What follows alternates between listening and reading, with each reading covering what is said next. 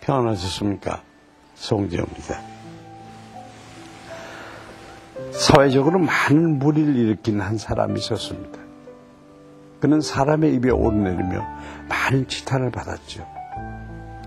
그런데 그 사람의 아들이 자신의 아버지에 대해서 얘기한 것이 참 감동이 됐는데요. 내용은 이렇습니다.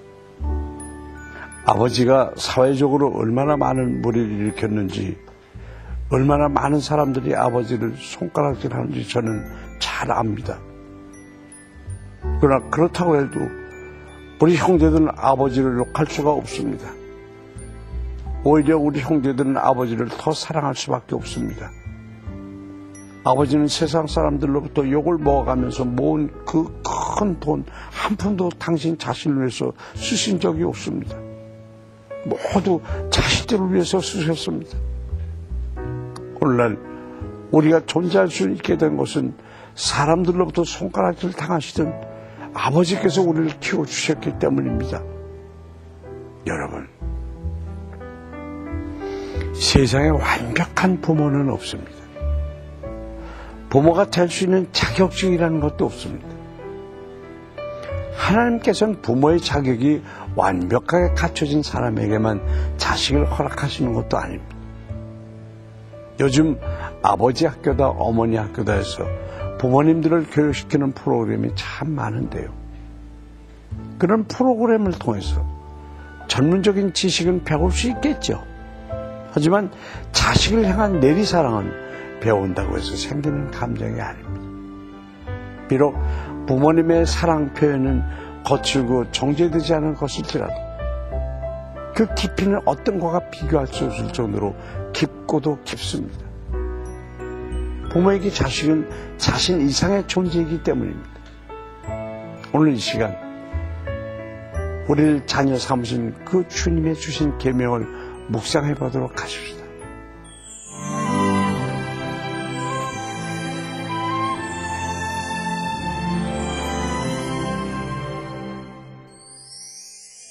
오늘 본문 말씀은 출애굽기 20장 12절에서 14절까지의 말씀입니다. 내 부모를 공경하라. 그리하면 내 하나님 여호와가 내게 준 땅에서 내 생명이 길리라. 살인하지 말라. 간음하지 말라. 10계명 중 제5계명은 부모에 대한 존중을 명령합니다. 그런데 이 5계명은 4계명에서 6계명을 이어주는 역할을 합니다. 이래서 4계명에서는 하나님과 우리와의 관계에 관한 계명이고 6에서 10계명은 사람과 사람에 관한 계명인데요. 5계명 이 사이에 징검다리 계명이라고 할 수 있는 것이죠. 왜 이것을 징검다리 계명이라고 말할 수 있느냐 하면 눈에 보이는 부모를 존경하지 않고는 하늘 아버지를 존경할 수 없다는 것입니다. 그리고 가장 가까운 부모를 보살피지 않으면서 이웃을 사랑한다는 것도 거짓말이기 때문입니다. 이 계명의 중요성은 공경이라는 단어를 통해서도 확인할 수가 있습니다. 공경이란 가볍게 여기지 않고 무게를 둔다는 의미인데요. 이것은 오직 하나님과 부모에 대해서만 사용되는 단어입니다. 한편 하나님께서는 부모 공경을 실천하면 이스라엘 공동체 전체가 잘되고 장수하리라는 보장을 해주십니다. 제6계명은 생명을 존중하라는 명령입니다. 신명기에는 하나님께서 인간의 생명에 대해 얼마나 높은 가치를 부여하시는지에 대해서 충분한 증거를 제시하십니다. 단적인 예로 고대 근동의 대부분의 나라에서는 물건을 훔친 죄인을 사형에 처하는 법이 시행되고 있었지만 이스라엘에서는 이 같은 처벌이 금지되고 있었습니다. 이 같은 생명 존중 사상 때문에 이스라엘 사회는 자살도 금지하고 있었습니다. 또한 예수님은 타인에 대한 증오나 분노까지도 살인이라고 지적하셨습니다. 그러므로 제6계명은 네 이웃을 내 몸처럼 사랑하라는 명령이라고도 할 수 있습니다. 살아오면서 부모님을 존경하는 일에 얼마나 무게를 두어왔는지, 또 이웃을 자신처럼 사랑해왔는지 자신을 돌아봐야 하겠습니다. 제7계명은 순결에 대한 존중을 명령합니다.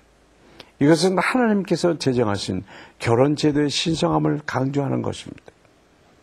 이스라엘 주변의 종교들에서는 다산을 위해 성적 방종이 허용됐고 오히려 제사의식을 통해서 장려되기까지 했습니다.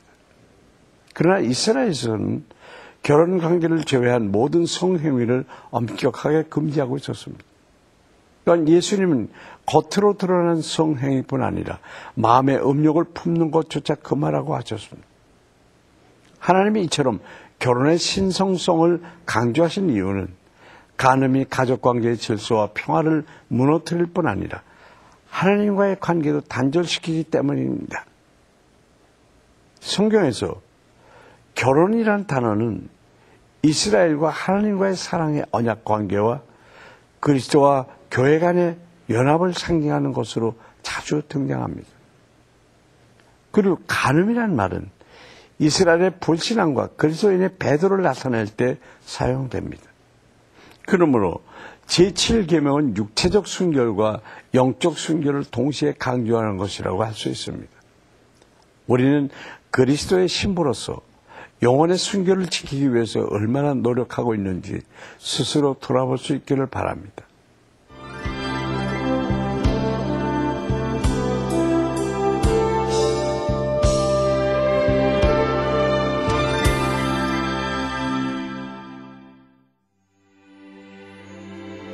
사랑과 은혜가 풍성하신 하나님 아버지, 오늘 말씀을 묵상을 통해서 부모에 대해 생각하게 하시니 감사합니다. 우리는 받는 사랑에만 익숙해져서 부모의 사랑을 너무나 당연하게 여겼습니다. 지금 이 시간 그런 모습을 주님 앞에 회개합니다. 주님께서 우리에게 최고의 선물을 주신 부모님께 늘 감사와 사랑을 표현하는 우리가 되게 하여 주시옵소서. 또한 우리가 비둘기와 같이 순결하게 주님 앞에 설 수 있기를 원하옵나이다. 악한 세대를 살아가는 우리를 붙드셔서 항상 주님 앞에 육체적으로나 영적으로나 순결하게 설 수 있기를 원하옵나이다. 예수 그리스도의 이름으로 기도합니다. 아멘.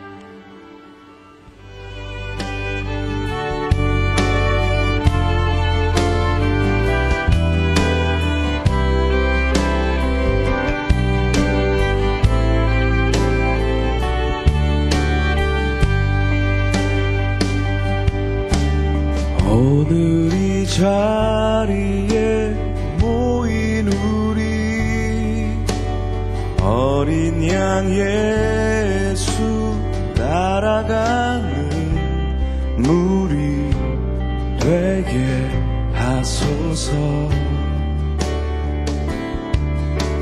성령의 충만한 임재 안에 어둡던 우리 눈 밝아져서 주를 보게 하소서.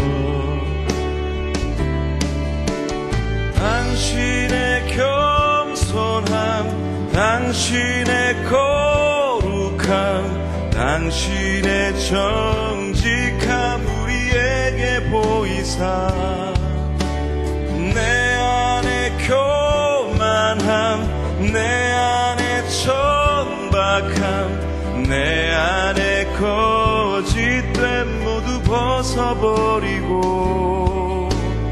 어린 양 예수 따라가는 무리 되게 하소서.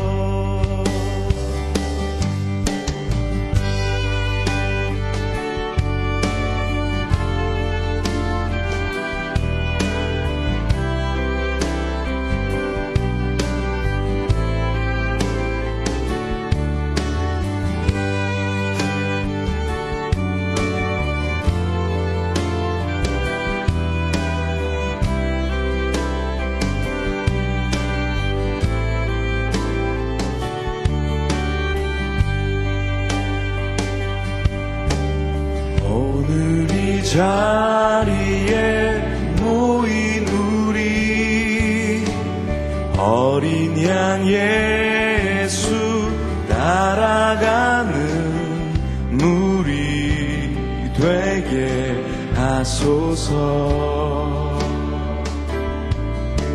성령의 충만한 임재 안에 어둡던 우리는 밝아져서 주를 보게 하소서.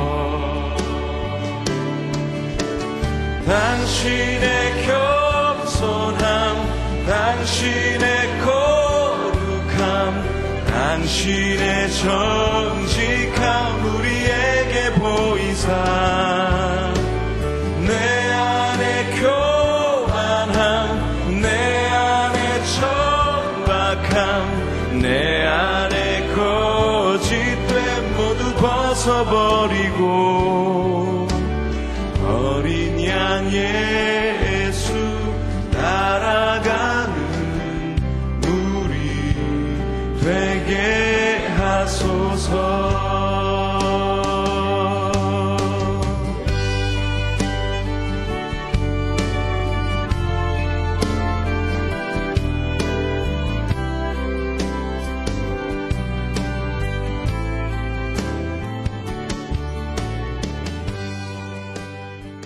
어떤 교회의 권사 한 분이 임종 직전에 자녀들을 불러 모아놓고 얘기했던 것입니다.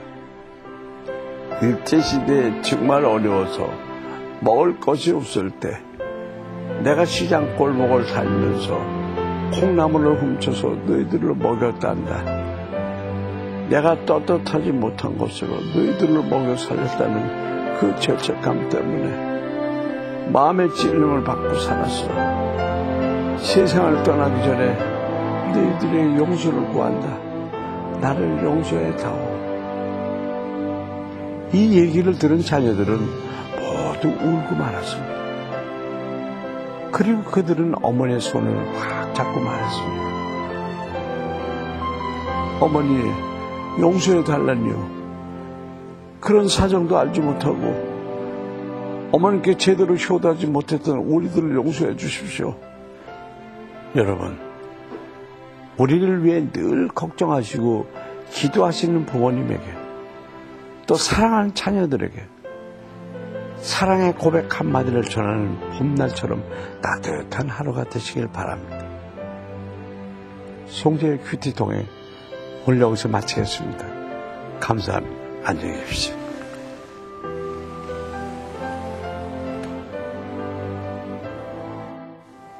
이 프로그램에는 GTM에서 큐티 교재 GT를, 책으로 만나는 성지순례 답사기 바이블 루트를, 대한기독교서회에서 성경 찬송 합본을, 리브가에서 마늘 참초를, 수아영에서 기초 화장품을 협찬해 주셨습니다.